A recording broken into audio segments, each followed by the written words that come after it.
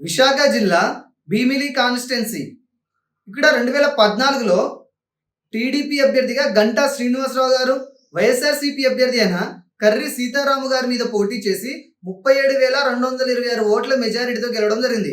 ఫైనల్గా ఈ సీట్ని టీడీపీ కైవసం చేసుకోవడం జరిగింది.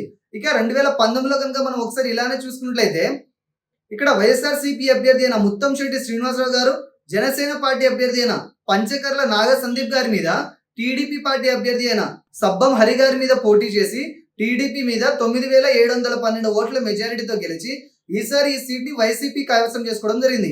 ఇక ఈ 2024 ప్రస్తుత పరిస్థితి కనుక మనం చూసుకున్నట్లయితే ఈసారి ఇక్కడ కూటమి అభ్యర్థిగా టీడీపీ తరపు నుంచి గంటా శ్రీనివాసరావు గారు బరిలోకి దిగడం జరుగుతుంది. ఇక వైఎస్ఆర్సీపీ అభ్యర్థిగా ఈసారి కూడా ముత్తంశెట్టి శ్రీనివాస్ గారు ఇక్కడ పోటీ చేయడం జరుగుతుంది.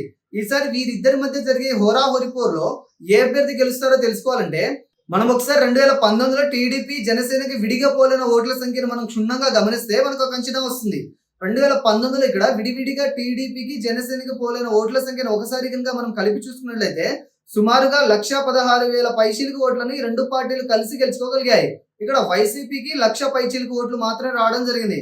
అంటే ఆ టైంలో టీడీపీ జనసేన కూటమిగా మారి పోటీ చేసి ఉండుంటే ఖచ్చితంగా లాస్ట్ టైం వైసీపీ గెలిచిన ఈ సీటు 15,000 మెజారిటీతో కూటమి గెలిచి ఉండేదేమో అనిపిస్తుంది.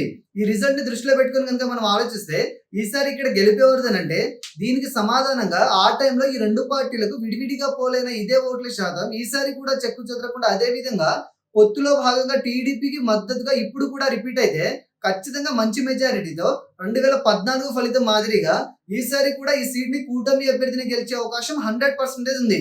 ఇకపోతే ఇక్కడ కనబడుతున్న రిజల్ట్ ని పక్కన పెట్టి కొన్ని ముఖ్య సర్వేలను పరిగణలోకి తీసుకుని పరిశీలించి చూడగా కూడా ఈ సీటు కూటమి అభ్యర్థి గెలిచే అవకాశం ఎక్కువగా ఉంది. కానీ ఈ గెలుపు అన్నది కొత్తగా ఈసారి పోలవబోయే యువత ఓట్ల మీద కూడా ఆధారపడి ఉంటుంది. మారిన సమీకరణాలను బట్టి యువత ఎటువైపు మొగ్గు చూపితే ఆ పార్టీనే ఈ నియోజకవర్గాన్ని కూడా కైవసం చేసుకునే అవకాశం ఉంది.